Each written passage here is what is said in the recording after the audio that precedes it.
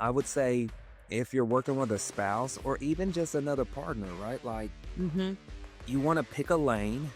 Everybody picks that lane. They stay in that lane and trust your partner to handle the things that you pass on, right? So I don't micromanage my wife, and she doesn't micromanage me. Like, hey, this is what needs to be done. She's going to trust and believe that I'm going to hold up my end, and I trust and believe that she's going to do her end. And then it all just kind of comes And it together. works.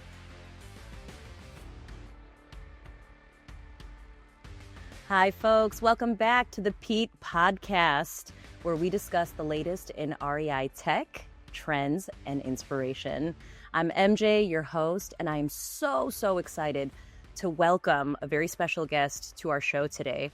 So for those of you who have been looking, even thinking about 1%, 5%, am I ready to kind of dip my toes in real estate? Am I prepared to try getting my hands on my first flip or my first rental? I want to introduce you to our guest today, Clifford, the Cowboy Closer Walker. He is going to take you from zero to getting your foot in the game and to actually starting to play the game. So for those of you who are out there and, feeling a little bit hesitant, you are in for a special treat because we have the guy here for you to, kind of set that mindset and, get you to start playing. So without further ado, welcome, Clifford. How are you?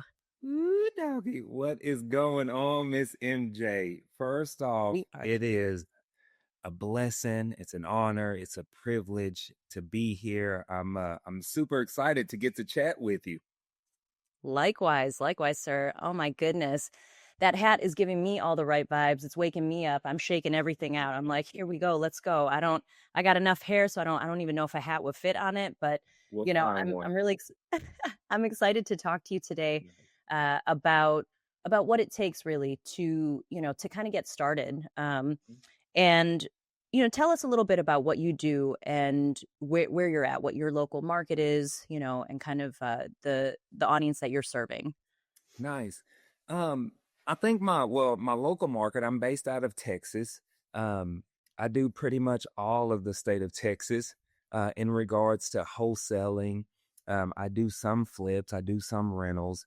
I'm also in some other states like Atlanta, Columbus, Ohio, uh, even Charlotte, North Carolina, where I kind of dabble in doing deals there virtually. Okay. hmm Okay. And your focus is on wholesaling right For the now. majority, yeah. I would Okay. say that's Very- 90% of what I do.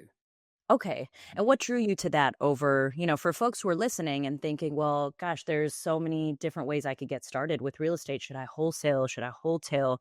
Should I, become a landlord and hold these properties? Should I flip them? I don't even, I know like one contractor who fixed our plumbing one time, Yeah. right? Like what drew you towards wholesaling?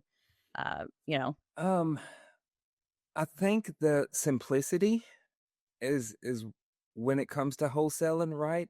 mhm. And I don't want people to get confused with uh simple doesn't necessarily mean easy, There right? we go. I'm Uh, glad you said that. I'm glad you said it. Yep. there's still a lot of Mhm. work and effort and energy that goes into it, but typically from contract to close for us is about 3 weeks, right? Okay. Versus if you're going to do a flip, you're looking at about 3 to 6 months, right? And then we know, of course, buying rentals is a long-term play.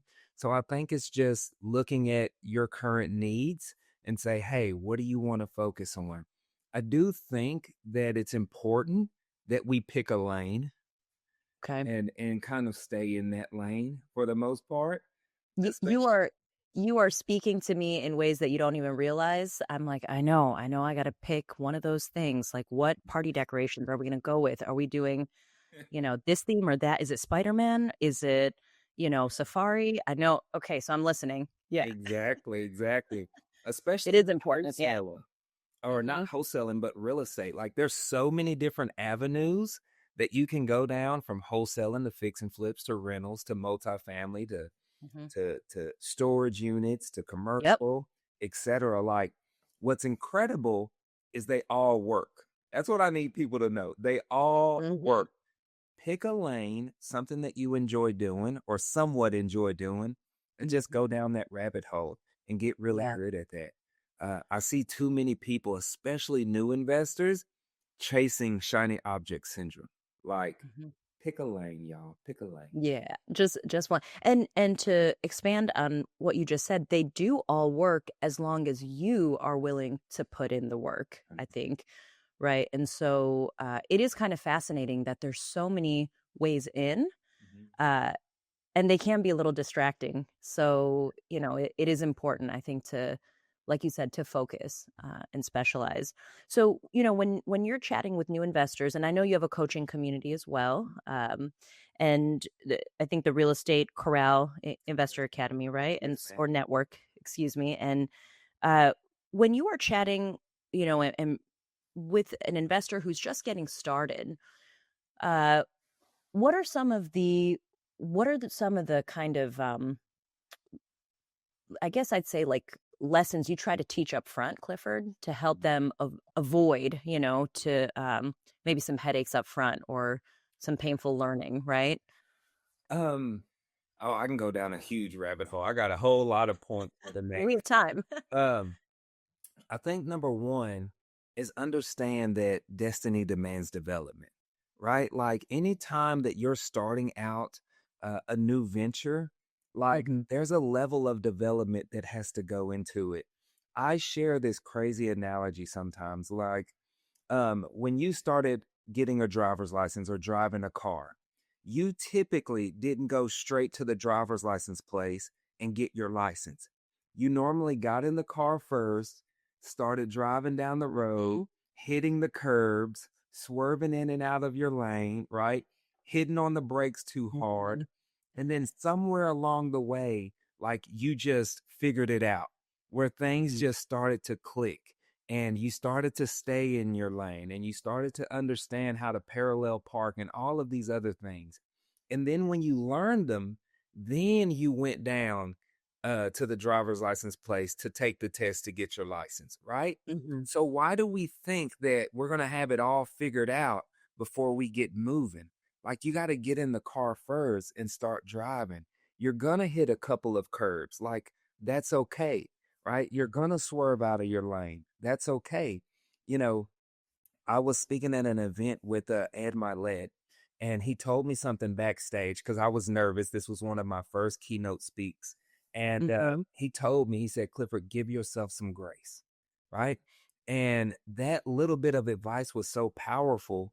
And it just goes into everything that we're doing. Like new investors are so nervous, they're so scared. And I get it because I've been there too, right? Yeah. Like, but Yeah. just give yourself that grace and know that, hey, it's gonna all come together.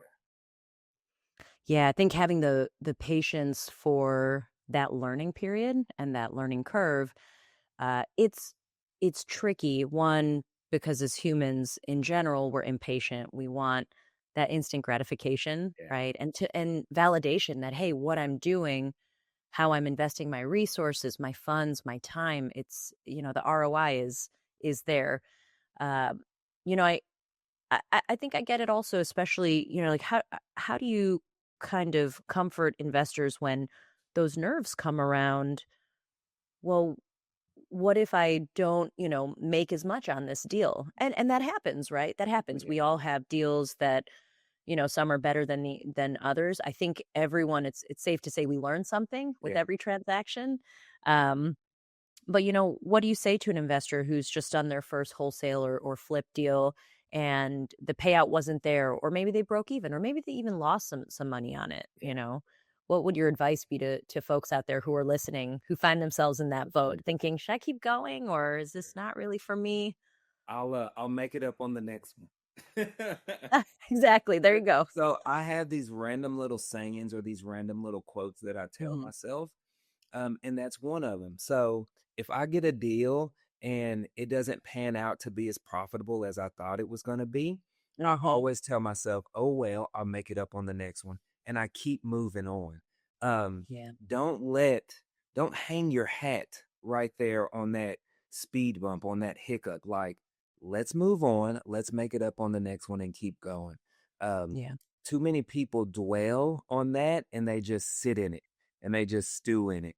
And Hmm. it's like, no, let's keep going, let's keep moving and Yeah. pick it up on the next one. I think that when you start to shift your mindset and your perspective on things is that it's not really that bad. Like, my goodness, I made $5,000 on a deal instead of $25,000 on the deal, or whatever it may be. Like, really, it's not the end of the world.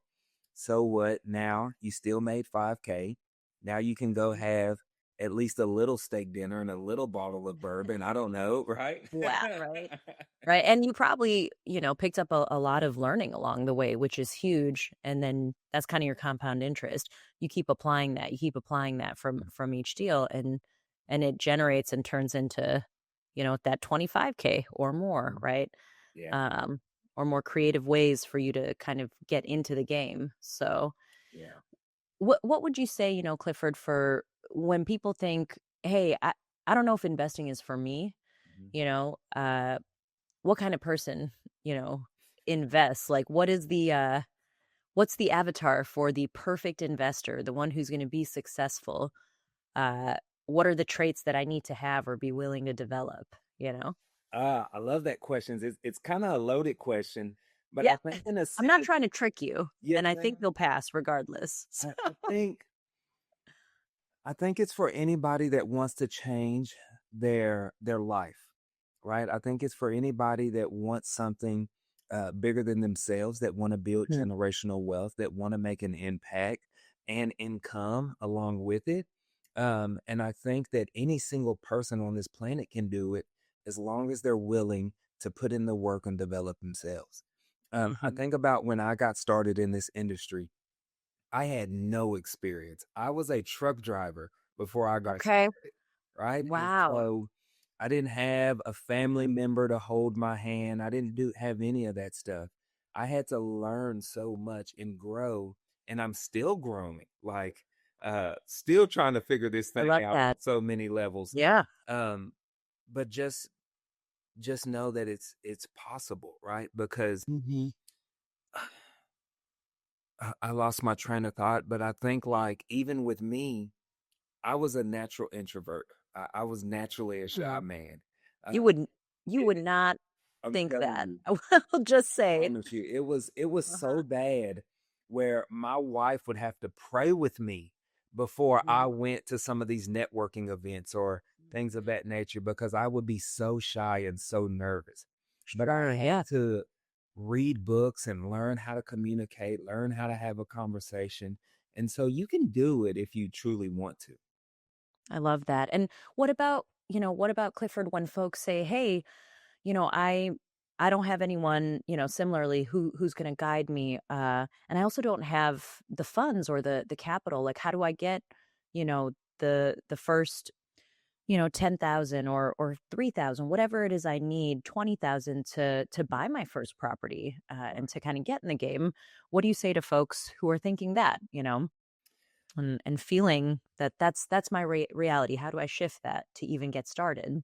I think that we first need to shift that mindset, number one, Mm. right? Because we don't know what we don't know. Where there's a will, there's a way.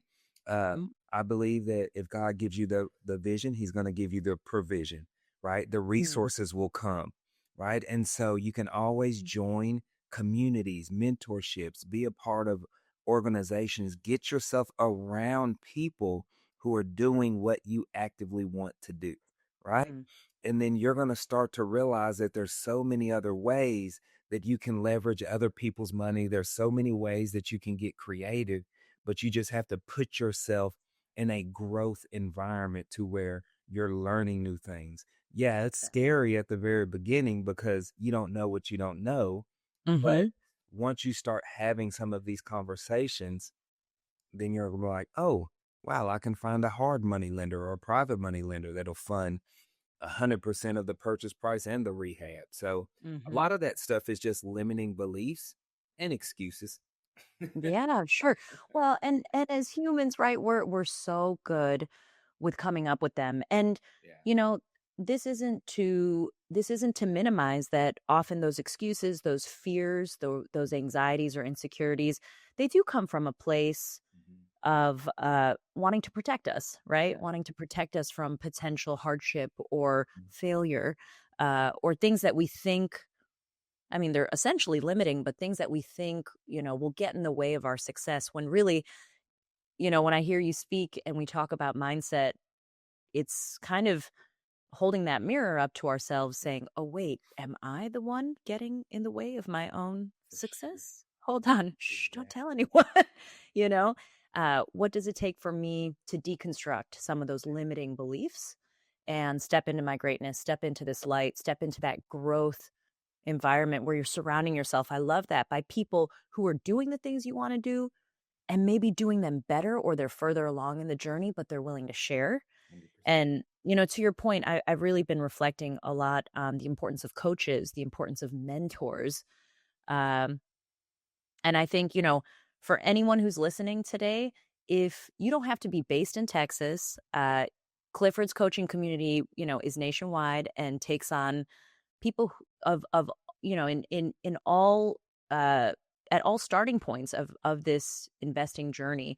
So you should be reaching out to him, uh and if you want something, let's say, that's a little bit more, hey, I want to show up to a meeting. We always recommend, I'd love to hear your thoughts on this too, Clifford, your local RIA, right? Or Real Estate Investors Association.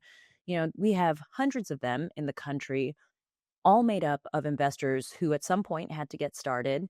Great. A lot of them are just getting started and beginning. They're at the, inception of this journey. And others who are a little bit more seasoned, but willing to share the stories, the lessons, the pain points, and the things that they've picked up along the way. So there's a lot of beautiful ways, Yeah. to kind of dip your toes in. And you also, Clifford, you work with your wife. Is that correct? Oh, You guys are yeah. a dynamic duo. Yep. 100%. Yeah. Yeah. Yeah. She's really the one that stirs the ship. I'm just the one here on the, I'm just the face. Well, we would love to get some time with Miss Brandy, but Oh, I understand she's a busy woman, and you know uh, that's quite common in the REI space that you see, families or partners, kind of starting this journey together. Is there anything that how's that been? How's it been? And was she doing real estate before you, or oh you no, know? she was a Okay. teacher. She was a Okay. teacher before we All got right. into real estate. And I Very think it just goes to show the impact that real estate can make, uh, Mhm. jumping into this, because now now my wife works in the business full time. Mhm. My oldest daughter works in the business full time. Her Wow. fiance works in the business full time. My youngest daughter, when she graduates college, she's going to be in the business, right? Wow. My mom is doing deals, right? Of And course she is. it's Wow. it's absolutely and Beautiful. it's Huh. absolutely insane, because I got started and took a leap of faith on myself. And Mhm. now look at the ripple effect that it's having in so many people's lives, right? Like, not even that, but just like even with the nonprofit that we were able to start and the impact that we're able to make there. So I know a lot of people probably listening to this podcast because they want to make more money, or they want to, buy a nicer car or a nicer house, whatever it may be. But I'm talking about going way beyond those things. And I'm talking about Yeah. making a completely different impact that you wouldn't even imagine. Yeah, I think that's beautiful. It's, creating that generational wealth and then also getting to see it play out is must be, it must be satisfying beyond, what even our mere words could really get at. To hear, you have two kids who are either actively involved or going to be involved, your mother as well. Um, it is as wonderful, to say the least. And I got to ask, is it ever challenging? Is how does that play out? For a lot of people listening, they might be thinking, "Hey, I do my 9 to 5, but I kind of like to keep it separate." Mm.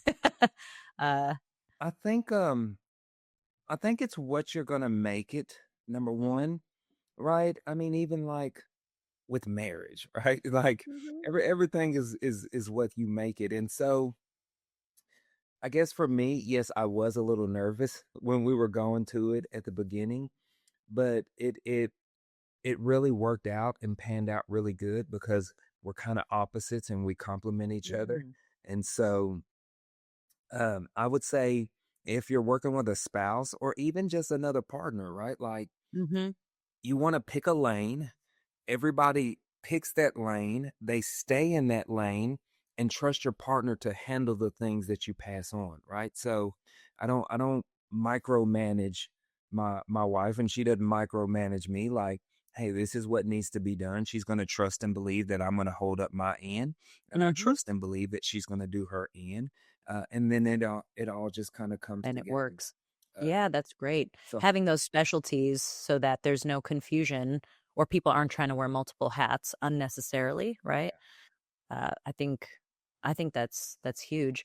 You know, i- I love that you have your kids involved as well in the business. And for I'm curious if there are any college students or any younger folks who are listening to this episode.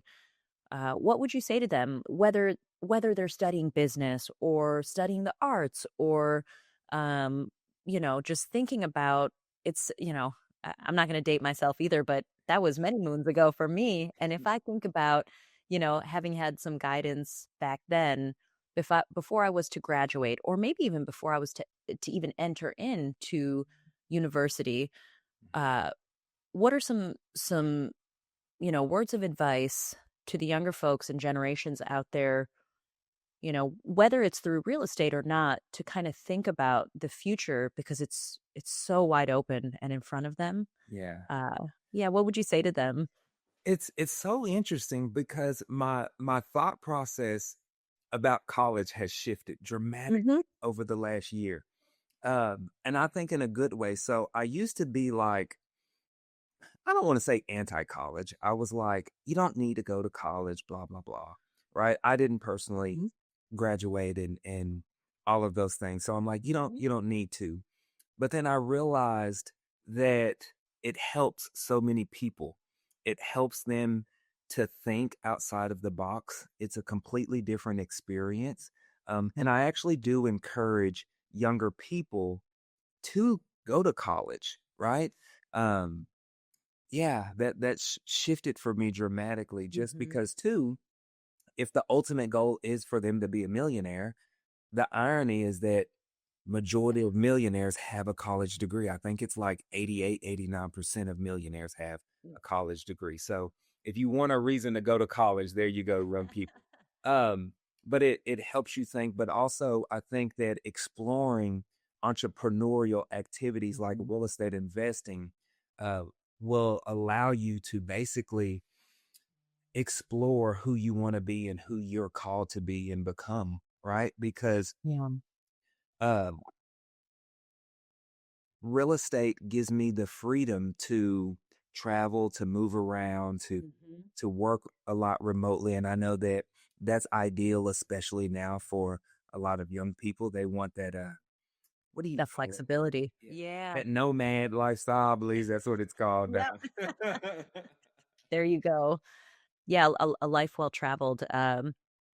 Well, I think especially since the pandemic, that really shifted a lot of focus for folks in terms of what are my priorities and where and how do I want to be spending my time, whether it's, Yeah. with this job or another. Um, yeah, and I think it is fair to say I think every parent out there right now in this country thinks about what their thoughts are, right, on higher education here simply because the costs have risen so much. Mhm. I have a similar belief. I don't believe that one needs to go in order to be successful, especially within our beautiful country, because it is our country is very business forward, and welcoming to business ideas and being self-employed and succeeding in that way. But I do agree with you as well, Clifford, that there's just a lot of benefits that come past just am I getting a job within the degree that I studied, right? Mhm. A lot of social, mental, emotional, different benefits that come from that experience. Yeah. Um, And you can leverage that experience too a Mhm. lot of the times, right? Yeah, To what you're going to do. I'm a firm believer that yeah, if you're not doing the thing you're called to do, it'll eventually lead to the thing that you're called to do. But you Mm. got to get out there and explore. You got to get out there and try new things and do new things. right? Yeah. Um, how I ended up getting my truck driver's license, like I got laid off from a job, and then in the state of Texas at the time, they were paying for you to get like a trade, a CDL, or Okay. a welding, certified, whatever it Yeah. may be. Technical skill. Uh-huh. And I Yeah. thought it was a bright idea to get my CDL, right? Okay. I absolutely I hated truck driving. It kept me away from my family. It didn't fulfill me, but it did give me um, different experiences, right? Mhm. And that it put me in some really uncomfortable situations where it allowed me to grow. But also, while I was driving down a road in West Texas where I literally couldn't get any signal, the only thing that was playing was a podcast. Ironically, it was a guy out in New York talking about how much money he was making in wholesaling real estate. And I Wow. remember sitting there driving, like ears glued, listening to this podcast, just mind blown. But had it not been for that moment in that truck at that time that I was Mhm. strategically sitting in by the grace of God, right? That's what started the whole fire for everything. So I need the young people to know too, even if they're not doing what they're called to do, it will lead to the thing that you're called to do. But Yeah. trust the process. Mm-hmm. Yeah. I think having enough patience or giving yourself enough grace, to quote you from earlier, to allow that process to unfold is sometimes where the magic lies. And you find some hidden gems that you weren't expecting at all, right? Yeah. I know one of the hearing you talk about driving, this was just making me think, one of the limiting beliefs I hear a lot also, from investors who are just getting started, is, hey, I want to invest, but I'm not sure how to do that out of state. Mhm. Uh, you know, is that possible? What does that look like? Yeah. Is that something I can do? How would you answer that? It's definitely something anybody can do, right? I think that this is where communities, high level mentorships come into play. Because for me, like if I'm going to do something in Atlanta, like if I'm going to flip a property, well, I don't want to be trying to virtually flip, right? Hmm. At least now I have a partner there because our community is nationwide to where I can pass that baton along and say, hey, I got a deal here in Atlanta. You know, Hmm. if you can oversee the project, if you want to partner on it, then we can joint venture on it. People need to realize that real estate is a relationship based business. The more hands you shake, the more money you make. Yes. Okay. Uh, Uh-huh.